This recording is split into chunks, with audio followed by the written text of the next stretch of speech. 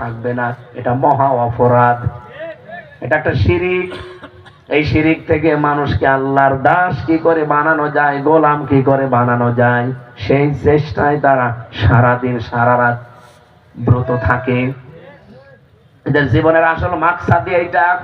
আর এরা এটা বানিয়ে নিয়েছে তা না, কোরআনে কারিমে আছে, সূরা ইউসুফ 108 নম্বর আয়াতে আছে, কুল হাদিহি সাবিলি আদউ ইলাল্লাহ আলা বাসীরাতিন আনা ওয়া মান ইত্তাবানি ইলা আখির আয়াত।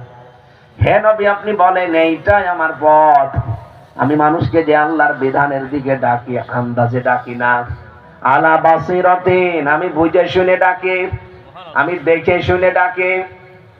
আমি আয়াতটা পড়ার পরে বাংলাদেশের সাথে মিলিয়েছি, শুধু জামাত ইসলামী বাংলাদেশের সাথে আয়াতটা মেলে। আপনার রাগ হলেও এটা সত্য। জামাত ইসলামী যারাই করে দেখবেন এরা আন্দাজে করে না, পড়াশোনা করে করে। এদের সিস্টেমই এইটা।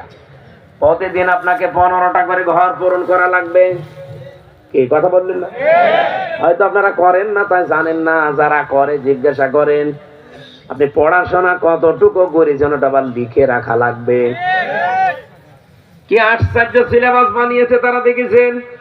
একটা মানুষ যদি মাত্র 6 মাস একাধারে এটার উপরে থাকতে পারে, ওর জীবন পরিচ্ছন্ন হতে বাধ্য। কোন পাহারাদার ঠিক করা নেই, কেউ নেই, এমনি অটো ভালো হয়ে যাবেন। আল্লামা সাজ্জাদ আবুল আলা মাওদুদী রহমাতুল্লাহ আলাইহির জন্য দোয়া এমনি করি না। আরো অনেক কিছু আপনারা ভুল ধরেন, আপনারা উল্টা পাল্টা কথা জানান, কিন্তু তার মতো জায়গায় যেতে কিয়ামত হয়ে যাবে।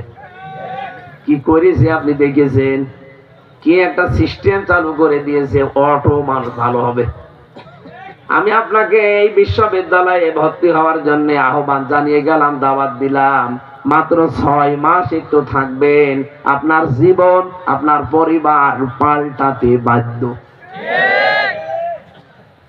এই যে মানুষকে আল্লাহর দাসত্ব গোলামি করার জন্য যারা চেষ্টা চালায়, তারাই গিরিপথ পার হওয়ার জন্য চেষ্টা চালিয়ে যাচ্ছে। 2 নম্বরে অসহায় মানুষের কাছে যারা ছুটে যায়, যাদের খাবার নেই, এই খাবারহীন মানুষের কাছে যারা খাবার নিয়ে যায়। আগস্টের 5 তারিখের পরে আমি আয়াতগুলো মিলাচ্ছিলাম, দেখি এ দেশে কোন দলের সাথে মেলে। আমিও তো আগে জামাত ইসলামের ধারে কাছেও ছিলাম না, শুধু আমি ভালোবাসতাম দূর থেকে। আমি তো এসেছি আন্দাজে না, দেখে শুনে বুঝে শুনে চিন্তা ভাবনা করি। আগস্টের 5 তারিখের পরে দেখেন দেশের বহু দলের মানুষ চাঁদাবাজিতে, দখলবাজিতে লিপ্ত। কিন্তু এরা কুড়িগ্রামে, সুনামগঞ্জে, এ সমস্ত জেলায় মানুষ পানির নিচে তারা খাবার পানি মাথায় করে আমিরে জামাত পর্যন্ত নিয়ে গেছে। ফেনীতে এই কথা বললেন না কেন?